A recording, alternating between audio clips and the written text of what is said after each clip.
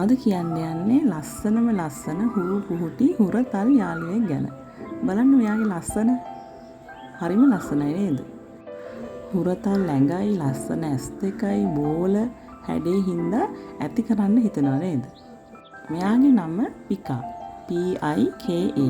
මෙයා හැබැයි ජීවත් වෙන්නේ උතුරු ආසියාවේ වගේම උතුරු ඇමරිකාවේ. ඒ කියන්නේ ටිකක් සීතල දේශගුණය. ඒ වගේම ඍතු වෙනස් වීම ඇති වෙන දේශගුණවල තමයි මෙයා ජීවත් වෙන්නේ. ඒ කියන්නේ වින්ටර්, සමර්, ඕටම්, ස්ප්‍රින්ග් වගේ ඍතු වෙනස් වීම ඇති වෙන ප්‍රදේශවල තමයි මෙයා ජීවත් වෙන්නේ. සීත කාලයට වගේම මෙයා රස්නේ කාලයටත් මුහුණ දෙනවා.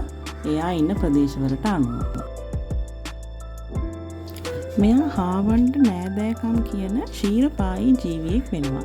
මෙයා ජීවත් වෙන්නේ කඳුකර ආශ්‍රිත ප්‍රදේශවල. ඒ වගේ මෙයාගේ ඇඟ රවුම් බෝල හැඩ පෙන්වන හැඩයක්. මේ පේන්නේ අපිට රූපරාමුවේ. ඇඟ පුරාම ලෝම තියෙනවා. ඒ වගේම හාවුන්ට නෑදෑකම් කිව්ව උනාට මෙයාගේ කන නම් හරිම චූටි රවුම් කනක් තමයි තියෙන්නේ. මෙයා කඳුකර ආශ්‍රිතව හදාගත්තු චූටි ගුල්වල තමයි ජීවත් වෙන්නේ. සාමාන්‍යයෙන් වසන්ත කාලේ ඉවර වෙලා ගිම්හාන කාලේ ඇවිල්ලා සීත කාලේ ආරම්භ වුණාම ගොඩක් ක්ෂීරපායින් තමන්ගේ ගුල්වලට වෙලා මුළු සීත කාලෙම නිදා ගන්න එක තමයි කරන්නේ. හැබැයි මෙයා නම් එහෙම කෙනෙක් නෙමෙයි.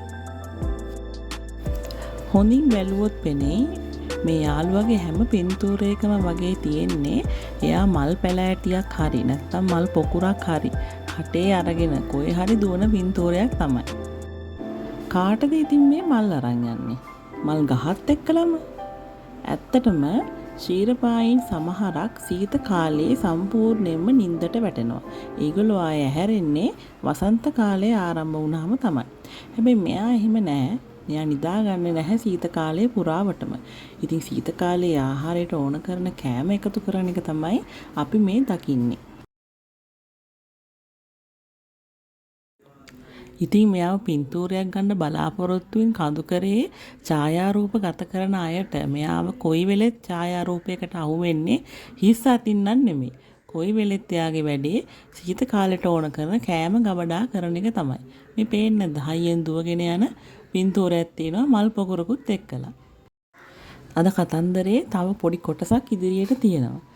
ඒ කතන්දරේ තියෙන්නේ මෙයා සීත කාලයට ඕන කරන ආහාර ගබඩා කරන අතරතුරේ හොරු දෙන්නෙක් හොරෙන් ගබඩාවට ඇවිල්ලා මෙයාගේ ආහාර ටික හොරකම් කරන හැටි සහ ඒ හොරකම මෙයාට අහු වුණාම මොකද වෙන්නේ කියලා. අපි බලමු මොකද වෙන්නේ කියලා.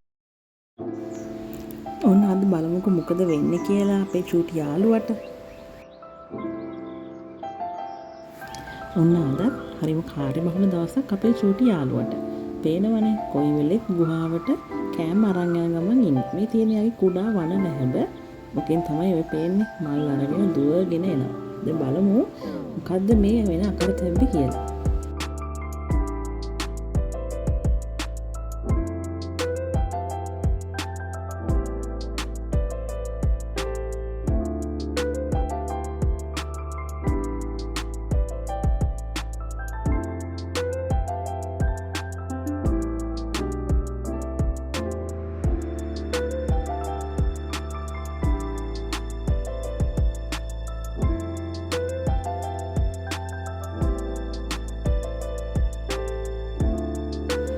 මෙන්න ඉන්නවා කතාන්දරේ ඉන්න පුංචි හොරා. මෙයා දැන් ඔන්න පොඩි හොර වැඩක් කරන්න යන්නේ. කිසිම මහන්සියක් නැතුව කොහොමද සීත කාලේ තමන්ගේ ගබඩාවට කෑම ටිකක් හොයාගන්න කියලා තමයි මෙයා කල්පනා කරන්නේ. මේ අතරේ ඉතින් අපේ චූටි යාළුවා හරිම මහන්සියෙන් කෑම එකතු කරන හැටිත් ඔයාලට පේනවා. මෙන්න ඉතින් ගුහාවේ කවුරුත් නැති වෙලාවක් බලලා හොරෙන් කෑම ටික උස්සන්න යන්න ආපු හොරා තමයි මේ.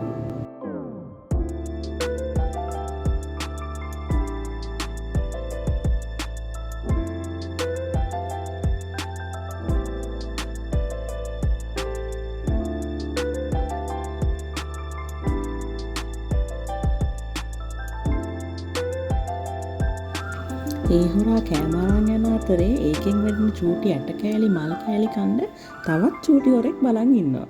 මේ ඉන්නේ එයා. ලේනෙක් නේද?